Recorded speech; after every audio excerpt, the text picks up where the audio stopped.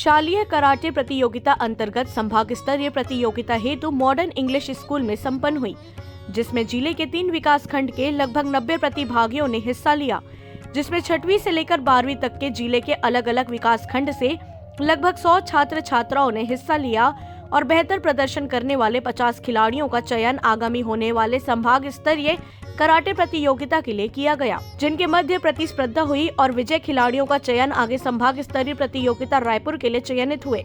इस प्रतियोगिता में जिले से आए विभिन्न खिलाड़ियों के साथ आए कोच ऑफिशियल उपस्थित थे। इस प्रतियोगिता को सफल बनाने के लिए विकास खंड के विभिन्न व्यायाम शिक्षक एवं कराटे संघ सदस्य व बड़ी संख्या खिलाड़ी गण शामिल रहे।